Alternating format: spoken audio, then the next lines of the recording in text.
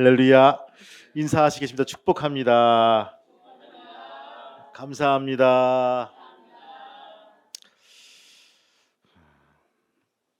오늘 제목이 믿음과 감사입니다. 이 중등 수학에 들어가면요, 우린 배우게 되는 과목이 정비례와 반비례에 대해서 배웁니다. 한 축을 X축, 한 축을 Y축으로 해놓고 이 그래프를 그립니다. 이 정비례 뭘까요? 점점 이렇게 그래프가 나아지는 거예요. 보면 한 축은 나이가 많을수록 또 한 축은 또 경험이 높아진다. 같이 좋아지는 거겠죠. 근데 만약에 한 축이 나이인데 이 또 한 축이 기억력이라면 여러분들 이것이 반대로 꺾어지는 모습들을 보게 되죠. 젊었을 때는 기억력이 좋은데 나이가 있을수록 기억력이 쇠퇴한다. 우린 그것을 반비례라고 합니다. 우리가 다 좋은 것만 있는 것은 아니죠. 믿음과 감사가 어떤 관계에 있을까요? 한국 교회사를 공부하다 보면요, 이 재미있는 구석이 많이 있습니다. 구한말 서양의 신문명이 들어왔을 때 어느 대감이 서양 선교사로부터 선물을 받습니다. 그걸 열어보니까 비누 한 상자예요. 그러면서 설명을 받았어요. 이 비누로 몸을 닦으면 때가 잘 씻긴다고 설명을 들어서 이 신기해서 이 한 상자를 가지고 문객들에게 나눠서 비누를 자랑하고 그 한 개씩이 나눠주는 거예요. 한 개씩. 거기에 문객들은요, 그리스도인들의 독립운동을 앞장섰던 그 YMCA 기틀을 잡았던 그 3.89 했던 월남 이상재 선생님이 계신 그런 문객들입니다. 그런데 어느 날 이 선생님이 이 비누를 받아들고 칼로 비누를 짧게 쓰는 거예요. 이 뭐 하십니까? 이 쓸어서 먹는 거예요. 이 대감이 놀라서 말합니다. 여보게 이 사람아, 그건 때를 닦는 물건이지 먹는 물건이 아니네. 그러자 이상재 선생님은 알다 마다요. 여러분은 이것으로 얼굴 위에 때만 닦고 싶지만 저는 그 뱃속에 있는 때를 이제 씻어볼까 해서 먹고 있습니다. 그때 그 대감과 문객들이 부끄러워서 모두 낯을 부리겠다는 얘기입니다. 개혁을 외치지만 정작 개혁하는 것은 없고 개혁과 관련된 스트레스만 쌓여가는 시대였습니다. 정치 개혁을 부르짖은 지 오래지만 정치권은 구태와 부패만 나아질 기미가 보이지 않자 그는 스스로 이런 결단을 했다는 부분입니다. 겉만 씻으려 하지 않기 때문에 누구나 개혁하겠다고 제도를 바꾸고 법을 새롭게 하고 관행을 고칩니다. 그러나 얼마 못 가서 바뀐 제도와 법과 관행에 또 다른 문제가 생기게 되죠. 이유는 무엇이겠습니까? 사람이 그대로이기 때문입니다. 사람이 안 바뀌어요. 사람이 새롭게 제도와 법과 관행을 또다시 더럽히기 때문입니다. 여러분, 진정한 개혁은 뭘까요? 사람을 바꾸는 작업입니다. 할렐루야, 그거예요. 사람의 생각이 바뀌게 되고요, 사람의 태도가 바꿔야 되고요, 그 마음이 바꿔야 될 것입니다. 그러면 제도와 법과 관행을 조금만 손질해도 놀라운 효과를 볼 수가 있고 좋은 세상을 열어갈 수가 있다는 것입니다. 여러분 혹시 비등점이란 말 들어봤습니까? 비등점, 보일링 포인트라고 하죠. 더 보일링 포인트. 액체가 끓기 시작해서 온도 100도가 돼야지만 물이 끓는다는 거예요. 목사님, 저는요 90도 되니까 막 끓던데요. 아니에요. 100도가 돼야지 끓는 거예요. 99도가 되면요 물이 이렇게 돌기 시작합니다. 제 말이 거짓말 같으면요 한번 해보세요. 물이 막 돌아요 이렇게. 이상한 기류에서, 그렇죠? 그리고 딱 100도가 됐을 때 막 바글바글 끓기 시작하는 거예요. 막 화산에서 보면 여러분들 이게 터지듯이 막 끓이면서 연기가 막 나기 시작합니다. 100도가 되는 비등점이 돼야지만 정작 물이 수증기가 되고 끓기 시작합니다. 우리의 믿음은 언제 그 비등점을 잡을 것입니까? 과연 100도인 비등점이 무엇일까요? 우린 다 같이 고민을 해봐야 될 것입니다. 제 신학 동기인 목사님이 계시는데 그 말레이시아에서 선교하시는 신정채 선교사님이에요. 한두 번 가봤는데 그분은 꼭 가면요 데려가는 곳이 있어요. 롱하우스라고 했어. 이 집들을 거기 살림집들은요 이렇게 쭉 붙여가지고 이게 한 50가구 100가구로 연결시켜 놓습니다. 마루가 똑같아요. 쭉. 그래서 롱하우스예요. 영어로 롱하우스. 그래서 이 집집이 들어가는 거거든요. 거기에 초대해가지고 원주민들과 함께 선교 사역을 하면서 이런 말합니다. 여기서 선교하는 큰 손들이 있는데 중국계 화교 사람들이네. 그 사람들과 관계가 중요시여서 그 사람들은 관시가 중요하고 믿음은 과히 없어. 인과관계가 중요시 여기고 그것을 밑바탕으로 선교도 하고 장사도 하고 하는 사람들이네. 그 사람들이 관계가 좋아지면요 자기 집으로 초대한답니다. 신방을 받겠다라고 수십 명을 초대해서 상달에 부러지게 차려놓고 대접을 합니다. 한 30명 초대하면요 50명분의 음식을 준비해서 실컷 먹고 마시고 자랑을 하면서 너부러지게 자랑하지만 정작 하나님께 드리는 것은 되게 인색하다네. 그것이 내 마음을 많이 속상케 하는 거야. 그 마음을 털어놓고 있더라고요. 남들의 시선과 체면은 중요하지만 하나님의 시선은 의식하지 않는 사람들이 있습니다. 여러분들 유교 전통으로 물들어 있는 전통 중에 이 제사라는 것이 있죠. 여러분들 혹시 알고 있나요? 제사. 살아생전 그렇게 부모에게 선조에게 인색하고 이게 그쵸 구박하던 자식들이 부모가 죽었다고 꼬박꼬박 제사 음식을 차리고 제삿날을 기념하면서 남들에게 그럴듯하게 보이는 모습이 바로 그 모습 아니겠습니까? 여러분들 따라합시다. 살아있을 때 살아있을 때 잘하자. 살아있을 때 효도하자. 살아있을 때 효도하자. 아멘. 살아있을 때 효도하시기를 바라요. 여러분 성경이 대단히 중요시 여기는 그 단어 중에 그 한 가지가 뭡니까? 믿음입니다. 믿음이에요. 여러분 신약 성경에서만요 믿음에 관련된 구절이 239절이 나와 있다는 것입니다. 그렇게 많아요? 많아요.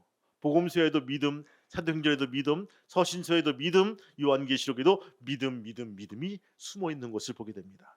믿음이 얼마나 중요한지 믿음과 관련된 그런 구절들이 너무너무 많이 있습니다. 여러분들 몇 가지가 기억나십니까? 여러분들 믿음에 관련된 말씀 보면요. 그 중에 대표적인 것이 오직 의인은 믿음으로 말미암아 살리라. 믿음이 없이는 기쁘시게 못하나니 내 믿음이 너를 구원하였으니 편안히 가라. 그리스도 예수 안에서 할례나 무할례나 효력이 없으되 사랑으로서 역사하는 믿음뿐이라. 깨어 믿음에 굳게 서서 믿음의 선한 싸움을 싸우라. 이와 같이 행함이 없는 믿음은 그 자체가 죽은 것이다. 믿음은 결국 곧 영혼의 구원을 받음이라. 하나같이 믿음을 강조한 말입니다. 왜 그렇게 성경은 믿음을 강조할까요? 여러 가지 이유가 있겠지만 그 중에 하나가 하나님께서 우리들에게 아주 많은 선물을 주시기 원하시는데 그 선물 받을 기준이 믿음이기 때문입니다. 아 그래요? 예. 여러분 믿음의 사람들에게 분명히 하나님은 선물을 주시는데 그 선물이 어마어마한 선물이라는 거예요. 아브라함을 기억하십니까? 아브라함을 통해서 믿음을 통과하고 난 다음에 그렇죠? 믿음의 조상이라고 했습니다. 그리고 어마어마한 선물 주시는데 그의 자손과 민족과 나라 열방을 주신다는 약속이란 부분들이에요. 믿음이 없이는요. 여러분들 기대하지 마시길 바랍니다. 하나님의 그 기준은요. 믿음이란 거예요. 하나님께서 살아계시는 믿음, 하나님께서 전능하신 창조주 하시는 믿음, 우리들의 사랑하신다는 믿음, 사랑하셔서 우리를 천국으로 인도하신다는 믿음. 이 숱한 믿음 속에서 우리에게 선물 목록이 들어있다는 거예요. 어떤 선물을 주실까요? 믿음의 사람들은요 기쁨과 평강을 충만케 하신다는 것입니다. 로마서 15장 말씀 보니까요 소망의 하나님이 모든 기쁨과 평강을 믿음 안에서 너희에게 충만히 하사 성령의 능력으로 소망이 넘치게 하시기에 원하노라. 믿음 있는 사람들은요 항상 기쁨이 있습니다. 그리고 뭐가 있다고요? 평강이 있습니다. 목사님 제가요 절에 다녔을 때는요 그냥 아무런 느낌도 없었는데요 예수를 믿고 나서요 두 가지가 생겼어요. 두 가지가 뭔데요? 기쁨이 생겼고요 마음이 편안해요. 여러분 진짜 백입니다. 할렐루야. 그거예요. 저희 생활에 나아진 것은 없어요. 뭐 돈벼락 맞아가지고 뭐 이렇게 부자된 것도 없고요. 뭐 건강해진 것도 없지만 이 기쁨과 평강이 항상 넘칩니다. 선물이에요. 여러분 선물을 받아 누릴 수 있는 귀한 성도가 되시기를 바랍니다. 또 믿음의 사람은요 보호해 주신다고 약속하십니다. 믿음의 사람은요 살려 주신다고 약속하십니다. 또 죄사함을 받습니다. 죄를 지은 인간은요 지옥에 갑니다. 그러나 죄를 지으면 반드시 형벌이 받습니다. 그러나 예수께 나오는 자에게는 바로 용서하신다고 약속해 주십니다. 이렇게 여러 가지 선물을 우리에게 준비해 놓고 있다는 것입니다. 여러분들 많은 사람들은 사랑받는 것이 복인 줄 알지만 여러분들 착각입니다. 사랑함이 축복입니다. 사랑하는 거. 여러분들 요한복음 1장 12절 말씀 그러니까 영접하는 자, 그 이름을 믿는 자에게는 하나님 자녀를 되는 권세를 주셨으니 이렇게 축복하고 있어요. 사랑하는 축복이란 부분입니다. 믿음의 사람들이 왠지 사랑하며 살고 싶어하고 그 사랑하는 삶을 위해서 성령의 도우심을 간구하는 거예요. 기독교 인구가 줄어들면서 장기 기증이나 사후 기증, 그렇죠? 시신 기증도 줄고 있다고 합니다. 우리 송파 지방에 사랑의 그 장기 기증 운동본부 후배 목사님이 계세요. 그래서 저번에도 만났는데 목사님 우리 교회에 한번 방문할까 합니다. 몇 번씩 얘기를 해요. 그래 설명하고 그래서 그 기증서에 사인도 해가지고 이렇게 받겠노라고 몇 개월 전부터 얘기하는데 한번 날짜를 좀 잡아보려고 합니다. 설명을 듣고 우리가 장기 기증이나 사후 시신 기증도 좀 했으면 뭐 좋겠지 않겠는가 생각을 해봅니다. 사랑이 식어갑니다. 나만 알아갑니다. 나만 제일이라고 가르칩니다. 그러나 아닙니다. 기독교는요 이런 종교가 아닙니다. 믿음으로 살아야 되는 종교란 부분입니다. 할렐루야. 여러분들 오직 믿음입니다. 하나님께서는요 내가 믿어드리는 만큼만 나를 위해서 일하십니다. 여러분들 믿으시길 바라요. 나를 위해 열어주십니다. 믿어드리는 만큼 나의 믿음의 사이즈만큼만 주님은 인도하신다는 거예요. 내가 생각하고 계산하고 또 작아지고 하고 있지 않습니까? 여러분들 믿음의 사이즈를 키워나가시기를 바라요. 점점 믿음의 사이즈를 키워나갈 때 우리의 축복의 사이즈가 커진다는 거예요. 여러분들 6월 말 7월 되면요 우리에게 다가오는 곳이 있어요. 뭡니까? 장마라는 거예요. 데이터 보니까 7월 달에는요 3일만 비가 안 오고 나머지 한 27일 정도 비가 온다고 얘기하더라고요. 근데 그것이 뭐 거짓말이다 아니다라고 여러 가지 옥신각신하고 있지만 비가 많이 올 것 같은 생각이 듭니다. 여러분들 장마예요. 긴 시간 동안 비가 내린다는 부분입니다. 어느 분이 장마철에 큰 항아리를 준비합니다. 어느 분은 종재기를 준비합니다. 여러분 누가 빗물을 많이 받아 누릴 수 있을까요? 종재기일까요? 항아리일까요? 물어보나요? 할까요? 여러분들 무슨 차이일까요? 사이즈의 차이입니다. 축복도 사이즈에 중요합니다. 문제란 여러분 감사도 사이즈가 문제란 부분입니다. 믿음과 감사는 정비례합니다. 믿음이 좋아지면요 감사가 많아지고 믿음이 떨어지면요 감사가 아예 없다는 것을 보게 됩니다. 믿음이 없으면서 믿는 척하는 것 오늘 본문에서 우리는 보게 됩니다. 아나니아와 삽비라 보세요. 옆에 사람 보니까 앞 사람 보니까 칭찬을 듣는 것 같아. 추앙도 받는 것 같아. 존경도 받는 것 같아. 바나바를 보니까 여보 우리도 이것 좀 이렇게 팔아서 이 공동체에 좀 내놓고 좀 존경도 받고 추앙도 받고 좀 이렇게 이런 삶을 살아갑시다라고 첫 믿음 있는 생각을 해봤어요. 그런데 그걸 파는 과정에서 너무 돈이 많이 들어오는 것 같아요. 내가 생각한 것은 5 정도인데 한 10이 들어온 것 같아. 여러분 같으면 어떻게 하겠습니까? 10을 일단 내놓겠습니까? 대답을 해야 되는데 아니면 처음 생각대로 5만 내놓고 5를 뚱치고 다 내놓더라고 거짓말 하시겠습니까? 오늘 아나니 삽비라는요 안 내놓은 것이 아니에요. 그렇죠? 내놨어요. 근데 베드로의 말은요 성령을 속였느냐라고. 오늘 이야기는요 믿음이 없으면서 믿음 있는 척하는 것도 너무 힘들다는 부분들이에요. 결국에는 탈로가 나게 되었습니다. 예를 들면요, 감사할 줄 모르는 사람들은요 믿음의 사람이 아니라는 것들입니다. 감사는 믿음의 척도가 됩니다. 따라합시다. 감사는 믿음의 척도이다. 아무나 하는 것이 아니에요. 믿음이 있는 사람만이 할 수 있는 거예요. 믿음이 그렇죠? 높아져야 깊어져야 할 수 있는 것이 감사란 부분입니다. 모름지기 감사라는 것은요 믿음이 없으면 불가능한 일이기 때문입니다. 모든 것이 주님께로부터 내려왔음을 믿는 사람들이 감사하는 것이지, 내가 한 것이라고 느낀 사람들, 조금 더 있어야 된다고 욕심부리는 사람들이 감사할 리가 없다는 것입니다. 체면 때문에 감사하는 척하는 사람들도 아나니아 삽비라처럼 금방 본색이 드러나는 것이 되어 있다는 것입니다. 여러분들 오늘 아나니아 삽비라는요 따라합니다. 그리고 금세 마음이 바뀝니다. 왜 그랬을까요? 믿음이 떨어졌기 때문입니다. 믿음이 바닥이 났기 때문이에요. 나아가 감사가 멈춰지면요 그 구멍에 무엇이 찾아옵니까? 원망이 찾아온다는 것입니다. 원망이 찾아오기에 더욱더 감사가 중요합니다. 여러분, 애굽을 이기고 홍해를 건넜고 만나를 먹으면서도 이스라엘 백성들에게 감사를 잃어버린 것을 보게 됩니다.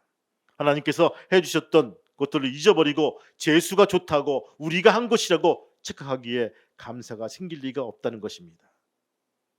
그들은 너무 쉽게 감사보다는 원망을 선택해서 원망하기 시작합니다. 우리에게 왜 이렇게 필요한 물이 없느냐? 나도 고기를 먹고 싶다라고 버젓이 하나님을 향해서, 모세를 향해서 부르짖어 원망하는 모습. 여러분, 사막에서 오신 우리 권사님도 계시지만 사막 아무것도 없는 데서 어떻게 고기를 원합니까? 부추를 원합니까? 수박을 원합니까? 정신 나간 사람이에요. 몽골에 가보면, 여러분 몽골에 가보면요 대부분 먹는 것이 말린 고기라고 하더라고요. 고기를 잡아가지고 그냥 말려가지고 땡땡 얼리고 말려가지고 그것을 쓸어서 좀 불려서 먹는 것이 전부라고. 때문에 걔들이 원하고 싶어하는 음식 중에 하나가 야채라고 그래요. 야채를 구할 수가 없다고 그래요. 그러면 최적의 음식이 저런 몽골인 것 같은 생각이 들어요. 몽골 가면 하루 종일 먹어도 좋을 것 같아요. 야채비를 안 좋아하니까. 마찬가지 여러분들 사막에서 갑자기 고기를 원하고 내가 애굽에서 먹던 부추와 수박과 오이야 미친 거야. 웬만큼 해야지. 여러분 하나님 듣고 있다가 막 열받았을 것 같아. 야 이놈아 그걸 어디서 구하냐. 200만 되는 사람들 먹을 그쵸 부식거리를 부추와 수박과 약. 여러분 원망이에요. 사도행전 3장에 보면요 안증뱅이를 일으키신 기적 이야기가 나옵니다. 이 엄청난 사건 앞에서 수군거리는 사람들이 있었습니다. 서로 짠 것이라고 헛소문이라고 또는 그 일로 인해서 정치적인 인기몰이 있다는 것을 두려워하는 이들도 상당히 거부감을 드러냈습니다. 그래서 주범격인 베드로와 요한을 체포해서 감옥에 가두기로 합니다. 그러나 하나님께서는요 그들을 풀려나게 하셨고요 베드로와 요한이 다 더 담대하게 선포하고 나갑니다. 우리가 사람들 앞에서 하나님 말씀 듣는 것이 옳으냐 사람 눈치 보는 것이 옳은가를 판단하노라 하고, 우리가 그의 선한 일을 행한 것이 우리의 힘인 줄로 착각하지 말라고, 오직 그 일을 행하시는 분은 하나님 한 분뿐이라고 그저 담대하게 외치기 시작합니다. 그런 후에 믿는 사람들이 함께 모여 예배드리고 기도를 하는데 그 기도의 내용이 사도행전 4장 후반절에 나옵니다. 기도 내용을 살펴보면요 첫째는 하나님께 모든 영광을 돌리는 것입니다. 하나님께서 해 주셨다는 것입니다. 그러니 감사가 있고 그러니 자랑이 있다는 것입니다. 여러분들 삶 속에서 하나님이 하신 것이 없다고요? 하나님이 나한테 뭘 해주냐고요? 따질 분도 있어요. 여러분 자세히 살펴보시기 바래요. 한번 헤아려 보시기 바래요. 얼마나 많은지 이해할 수가 없다는 것입니다. 저는 아는 분이 눈꺼풀 수술을 했습니다. 잘 들으세요. 쌍꺼풀이 아니라 눈꺼풀이에요. 눈꺼풀 수술했는데 성형 수술이 아닙니다. 눈꺼풀 신경이 잘못되어서 문제가 생겨서 눈이 감기지가 않는 거예요. 여러분 이거 우습게 보이죠? 이게 감기지가 않는 거야. 떠 있는 거야. 항상 24시간. 얼마나 힘들겠어요. 피로감이 이루 말할 수가 없고요. 눈을 깜빡이지도 않으니까 눈이 뻑뻑해지고요. 피곤하고요. 졸려서 누워도 잠을 잘 수가 없다는 것입니다. 저녁에 잠을 잘 때는요. 수건으로 얼굴을 덮어야지만 잘 수 있고요. 그래서 큰 병원 가서 수술을 했답니다. 눈꺼풀 속에 얇은 금을 넣어 가지고 바로 금의 무게가 눈꺼풀을 내려오게 하는 수술이란 부분들이에요. 수술을 잘 마치고 돌아왔습니다. 궁금해서 어떤 분이 물었습니다. 눈꺼풀이 잘 떨어지느냐? 잘 떨어진다는 거예요. 그런데 올라갈 때 힘을 써야 올라간다는 거예요. 얼마나 힘들겠어요. 여러분들 힘을 줘야 이렇게 올라간다는 거예요. 떨어진 것은 무게 떨어지는데 기운을 써야 올라간다는 거예요. 얼마나 힘들겠어요. 여러분들 한 번도 눈꺼풀 올릴 때 힘드신 분 계십니까? 물론 똥을 쌌더니 힘을 줘야겠지. 그러나 눈꺼풀을 올릴 때 힘 주면요 정말 힘들다는 부분들이에요. 우리가 숨을 쉴 때, 심장을 뛸 때 자동으로 보이지만 자동이 아니거든요. 누군가 그렇게 만들어 놓았거든요. 감사할 것이 한두 가지가 아니거든요. 근데 우리는 너무 자연스럽게 뭐 다 자동이지 뭐. 뭐 그래?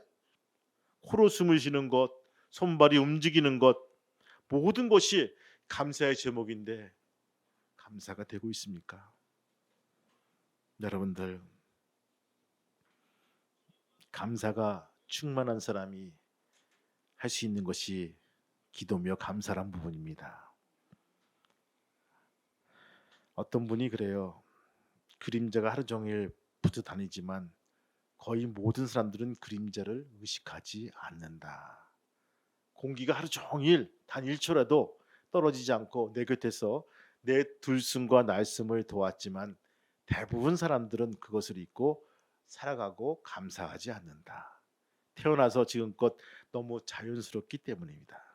결코 내 힘으로 한 것은 아무것도 없다는 부분들이죠. 여러분들 너무나 자연스럽게 진행되어 온 일들 속에서 우리 묵상해 보면요. 하나님의 도우심이 없다면 가능하지 않는 일이란 부분입니다. 심장이 뛰고 내가 걷고 앉고 눕고 하는 모든 것들. 그렇죠? 여러분들 얼마나 감사한 일입니까? 성도 여러분, 먼저 믿음의 사이즈를 키우시기를 바랍니다. 축복의 그릇을 넓히시기 바라요. 그리고 그 시각으로 믿음의 눈을 떠서 세상을 보면요. 주변의 모든 것이 하나님께서 해주심을 우리가 알고 감사를 일굴 수가 있다는 것입니다. 감사할 따름입니다. 어떤 분이 기도하더라고 주여 믿음의 눈을 열어서 주의 기이한 일들을 보게 하옵소서. 이 모든 일을 이루어 주시는 하나님께만 감사하게 하옵소서. 감사는요. 믿음이 있는 자만이 드리는 고백입니다. 감사는요. 믿음이 성숙한 자만이 드리는 고백입니다. 절대 따라할 수 있는 종류의 것들이 아니라는 부분입니다. 성도 여러분, 믿음이 있습니까? 대답을 해야 되는데 설교를 끝나갈 수 있습니다. 믿음이 있습니까? 감사하시기 바라요. 감사는 흉내낼 수가 있는 것이 아니에요. 믿음이 있는 자만이 할 수 있는 것이 감사란 부분입니다. 여러분들 오늘 하루도 아침 일찍 깨가지고 무슨 생각했습니까? 내가 숨 쉬는 것, 내가 손발 움직이는 것, 내가 말할 수 있는 것, 내가 들을 수 있는 것이 얼마나 감사한지. 저희 장모님이 요양병원에 계시다가 이제 집으로 오셨거든요. 근데 전에보다 많이 이렇게 관절이나 근육이 빠져가지고 더 못 걸으세요. 힘들어하세요. 그러니까 사람들의 손이 발이 많이 필요하겠죠. 그래서 이제 번쩍 들어서 앉히고 번쩍 들어서 침대에 눕히고 이렇게 누군가를 힘을 도와야지만 움직일 수가 있는 상태가 되었어요. 그런데 저희 목요일 날 우리가 히피피 기도회를 막 도착해서 있는데 이렇게 사진이 한 장 왔어요. 어머님 이렇게 바닥에 앉아서 노시고 계시는데 누군가 들어줄 사람이 없어가지고 침대에도 못 올라가고 휠체어도 못 앉고 있다고. 그런 소식 들었을 때 마음이 얼마나 많이 무거운지 몰라요. 내가 가야 되는데, 가서 번쩍 들어야 되는데, 번쩍 들어서 앉고 휠체어에도 앉혀주시고 그다음에 침대에도 눕혀야 되는데, 그런 마음이 많이 들었어요. 미안한 마음이겠죠. 그렇죠? 여러분, 우리가 너무나 자연스럽게 앉고 일어나고 걷는 것이 자동으로 이해하십니까? 자동적으로 난 그냥 이게 보통이야라고 생각하십니까? 그건 교만이란 부분입니다. 누군가가 보호해 주시고 이끄시고 인도하시고 잡아주시고 역사해야지만 우리가 움직일 수 있다는 거예요. 여러분, 그 모든 것들을 감사할 수 있는 귀한 믿음의 성도가 되시기를 주님의 이름으로 축원합니다. 내가 한 끼 잘 먹는 것도 감사한 것이지만 오늘 하루 시작할 수 있는 것도 감사한 일이란 부분입니다. 하나님께 가기 전까지 우리가 정말 감사하는 마음을 가지고 감사한 심정으로 매일매일 살아갈 수 있는 귀한 믿음의 성도가 되시기를 주님의 이름으로 축복합니다. 주여, 믿음의 눈을 열어 주의 기이한 일을 보게 하여 주옵소서. 이 모든 일을 이루시는 하나님께만 감사하게 하여 주옵소서. 믿음의 사이즈를 느끼게 도와주시고 축복의 그릇을 넓혀나가는 귀한 믿음의 성도가 될 수 있도록 허락하여 주옵소서. 예수님의 이름으로 기도합니다. 아멘.